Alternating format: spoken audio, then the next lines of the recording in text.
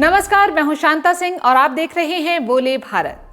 पूरे देश के दिमाग में इन दिनों एक ही सवाल उभर रहा है, अब की बार किसकी सरकार? बीजेपी को लगता है कि फिर एक बार मोदी सरकार। प्रधानमंत्री नरेंद्र मोदी जीत की हैट्रिक लगाएंगे और ऐसी वैसी हैट्रिक नहीं लगाएंगे, बल्कि 400 पार जाएंगे। इन 400 पार सीटों में अकेले बीजेपी के लिए 370 का लक्ष्य निर्धारित किया गया है। लेकिन विपक्ष को लगता है कि ना, अब की बार तो मोदी नहीं आएंगे। कांग्रेस नेता राहुल गांधी तो यहां तक कह चुके हैं कि पहले वो सोचते थे कि बीजेपी 180 सीटें जीतेगी, मगर अब लगता है कि वो 150 तक सिमट जाएगी।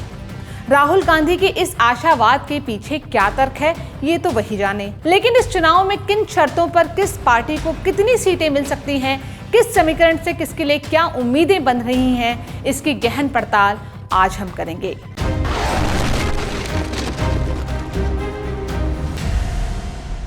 सबसे पहले बीजेपी की इस उम्मीद पर बात कर लेते हैं कि क्या वो खुद 370 और उसके सहयोगियों को मिलाकर 400 के पार जा सकते हैं। बीजेपी ने पिछले लोकसभा चुनाव में 303 सीटें जीती थी। इसके लिए उसने गुजरात, राजस्थान, हरियाणा, दिल्ली, हिमाचल प्रदेश और उत्तराखंड जैसे राज्यों की सभी सीटें जीत ली थी, यानी कि 77 की 77 सीटें उसके खाते में आई थीं।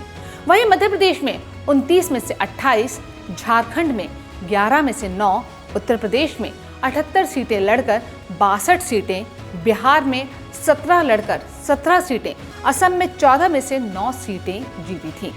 जबकि अभूतपूर्व तरीके से पश्चिम बंगाल के 42 में से 18 और ओडिशा में 21 में से 8 सीटें जीत ली थी। दक्षिण भारत की बात करें तो कर्नाटक में 28 में से 25 और तेलंगाना में 14 में 4 सीटें जीती। महाराष्ट्र में 25 सीटें लड़कर 23 सीटें जीती थीं। बाकी उत्तर पूर्व भारत से लेकर दूसरे हिस्सों तक भी बीजेपी कुछ न कुछ जीतती रही है। 2019 का चुनाव इसलिए भी अहम था कि बीजेपी ने न सिर्फ अपना बेस वोट बढ़ाया, बल्कि उन सीटों को भी जीता जहां पहले कभी जीत नसीब नहीं हुई थी। पश्चिम बंगाल में 16 और हरियाणा, तेलंगाना, ओडिशा और कर्नाटक में 3-3 सीटें बीजेपी ने पहली बार जीती थी। सबसे बड़ी बात यह थी कि एक वक्त ब्राह्मण और बनियों की पार्टी कही जाने वाली बीजेपी में ओबीसी सबसे ज्यादा जुड़े। ये इसलिए भी मुमकिन हुआ क्योंकि ग्रामीण अंचलों में बीजेपी का वोट बेस काफी तेजी से बढ़ा है। साथ ही महिला वोट भी बीजेपी की झोली में जमकर गए। अब अगर बीजेपी चाहती है कि वो 303 के कांटे को 370 पर ले जाए, तो ये तभी मुमकिन है जब 2019 के वोट इंटैक्ट रहें और सीटें इसी तरह से आएं। और तमिलनाडु, केरल, आंध्र प्रदेश और तेलंगाना जैसे राज्यों में कम से कम 70% सीटें वो जीत लाए। लेकिन क्या ये आसान है? पिछले चुनाव में पुलवामा कांड के बाद से देश में पाकिस्तान को लेकर आक्रोश खौल रहा था। फिर मोदी सरकार के 5 साल ही पूरे हुए थे। सरकार को लोग मौका देने के मूड में दिख रहे थे। मोदी सरकार का ट्रैक रिकॉर्ड साफ सुथरा था। नोटबंदी और जीएसटी को भी लोगों ने नकारात्मक रूप से नहीं लिया। लेकिन इस बार 10 साल राज करने के बाद सरकार को लेकर नाराजगी बढ़ी है। इसी भाव के साथ विपक्ष मैदान में है। अब अखिलेश भले कह रहे हैं कि यूपी में बीजेपी को 80 में से सिर्फ 1 सीट मिल सकती है, और वो भी वाराणसी में पीएम मोदी की। और राहुल गांधी को भले ही लगता है कि पूरे देश में बीजेपी 150 पर सिमट जाएगी, लेकिन राहुल और अखिलेश को भी जन्नत की हकीकत का पता है। बीजेपी की छवि एक ऐसी पार्टी की बनी है जो अपने वादे को पूरा करती है। जम्मू और कश्मीर में अनुच्छेद 370 खत्म करने के बीजेपी के बहुत पुराने वादे को मोदी सरकार ने पूरा कर दिया। उसी तरह अयोध्या में भी भव्य राम मंदिर का निर्माण भी मोदी सरकार के खाते में गया। 80 करोड़ लोगों को 5 किलो राशन के अलावा हर घर शौचालय, आयुष्मान भारत स्वास्थ्य योजना और किसानों के खाते में सीधे सीधे पैसे से एक बड़ा लाभार्थी तबका तैयार हुआ। वो लाभार्थी चुनाव में पीएम मोदी को लाभार्थी बना सकते हैं। बाकी काम अयोध्या, काशी, उज्जैन समेत तमाम मंदिरों के निर्माण और जीर्णोद्धार से प्रसन्न धर्मार्थी कर सकते हैं। और इन सबके ऊपर एक राष्ट्रीय नेता के रूप में जो प्रभाव प्रधानमंत्री नरेंद्र मोदी का है, वो किसी दूसरे समकालीन नेता का नहीं है। फिर भी जनता के मूड को भांपना आसान काम नहीं है। बीजेपी के बारे में अलग अलग मीडिया रिपोर्ट्स, ग्राउंड रिपोर्ट्स और विश्लेषणों से पता चलता है कि कई राज्यों में बीजेपी की सीटें घट सकती हैं उनमें हरियाणा, राजस्थान, बिहार, कर्नाटक और महाराष्ट्र का नाम लिया जा रहा है। इसकी वजहें भी गिनाई जा रही हैं। महाराष्ट्र में कहा जा रहा है कि शिवसेना और एनसीपी में टूट के बाद लोगों में उद्धव ठाकरे और शरद पवार के लिए सहानुभूति उमड़ी है। उसी तरह बीजेपी की छवि एक परिवार और पार्टी तोड़ने वाले दल की बनी है। साथ ही अजित पवार, छगन भुजबल, प्रफुल्ल पटेल जैसे नेताओं को उप मुख्यमंत्री बनाने से लेकर मंत्री बनाने तक का पवित्र काम बीजेपी ने कर दिया। यानी जिन पर भ्रष्टाचार के बेहद गंभीर आरोप लगे, उन्हें ही सत्ता का प्रसाद बीजेपी ने दे दिया। इसी तरह इलेक्टोरल बॉन्ड से लेकर अग्निवीर जैसी योजनाओं पर अगर लोगों की नाराजगी वोटों में तब्दील हुई तो बीजेपी के लिए बहुमत का आंकड़ा मुश्किल हो सकता है। इसमें सबसे अहम फैक्टर उत्तर प्रदेश है। अखिलेश यादव और राहुल गांधी को आखिर ऐसा क्यों लग रहा है कि वो उत्तर प्रदेश में बड़ी जीत हासिल करेंगे? इसका एक बड़ा आधार विधानसभा चुनाव के नतीजे हैं।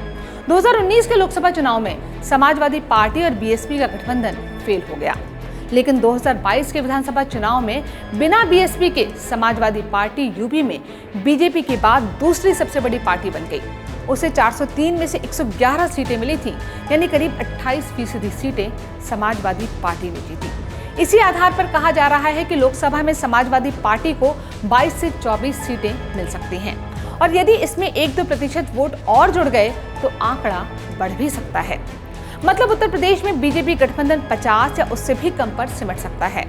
पर इस आधार पर जो भी विश्लेषण कर रहा है उसे ये ध्यान रखना चाहिए कि 2022 में समाजवादी पार्टी के साथ आरएलडी थी और पूर्वी उत्तर प्रदेश में ओम प्रकाश राजभर की पार्टी का साथ भी था। इस बार ये दोनों बीजेपी के साथ हैं, इसलिए इस संभावना को भी नकारा नहीं जा सकता कि बीजेपी गठबंधन पिछली बार के नतीजों को दोहरा दे। दूसरा अहम फैक्टर बिहार है। हाल के दिनों में बिहार में तेजस्वी यादव का ग्राफ बढ़ा है और नीतीश कुमार की लोकप्रियता का ग्राफ बहुत गिरा है। नीतीश कुमार की तबीयत खराब है। इससे यह अनुमान लगाया जा सकता है कि बीजेपी और जेडीयू गठबंधन पिछली बार का करिश्मा नहीं दोहरा सकेंगे। पिछली बार इस गठबंधन को 40 में से 39 सीटें मिली थी और बीजेपी के सभी 17 उम्मीदवार चुनाव जीत गए थे। लेकिन बहुत से जानकार ये दावा कर रहे हैं कि इस बार बीजेपी और जेडीयू गठबंधन को तगड़ा नुकसान होने जा रहा है। मगर यहाँ ये भी ध्यान रखने लायक बात है कि 2014 के चुनाव में जेडीयू के साथ के बिना बीजेपी गठबंधन ने बिहार की 40 में से 31 सीटें जीत ली थी और उनमें 22 सीटें अकेले बीजेपी की थी। कुछ सीटों पर मुकाबला जरूर है, लेकिन बीजेपी को ज्यादा नुकसान होगा इस अनुमान में बहुत दम नहीं लगता है। फिर भी कुछ नुकसान तो हो ही सकता है। मतलब बीजेपी की अगुवाई वाली एनडीए की सीटें उत्तर प्रदेश और बिहार में घट सकती हैं, हरियाणा और राजस्थान में घट सकती हैं, महाराष्ट्र और कर्नाटक में भी थोड़ा नुकसान होने की उम्मीद है, लेकिन आंध्र प्रदेश और तेलंगाना में सीटें बढ़ सकती हैं। तमिलनाडु और केरल में भी खाता खुल सकता है। मतलब महाराष्ट्र और कर्नाटक के नुकसान की भरपाई आंध्र प्रदेश, तेलंगाना, तमिलनाडु और केरल से हो सकती है। उत्तर प्रदेश और बिहार के नुकसान की भरपाई पश्चिम बंगाल और ओडिशा से हो सकती है। ऐसा हुआ तो बीजेपी के आंकड़ों पर कोई खास फर्क नहीं पड़ेगा। और अगर उत्तर प्रदेश और बिहार में बीजेपी गठबंधन को नुकसान नहीं हुआ तो बीजेपी की सीटें बढ़ भी सकती हैं। कम शब्दों में बीजेपी की सीटें 300 में से 20 कम या 300 में से 20 ज्यादा के बीच रह सकती हैं। लेकिन हम फिर से कह रहे हैं कि इस तरह के गणित चुनाव में नहीं चलते। हर सीट पर अलग से देखने पर लगता है कि मुकाबला है, मगर पिछले 2 बार से जनता ऐसे सभी अनुमानों को गलत साबित करती आ रही है। पिछले दोनों चुनावों में उसने नरेंद्र मोदी को देखकर वोट दिया है। कम शब्दों में चुनावों में राजनीतिक गणित से ज्यादा धार्मिक, सामाजिक और आर्थिक रसायन काम करते हैं। अब उसी रसायन की ईवीएम से 4 जून को वास्तविक नतीजे सामने आएंगे।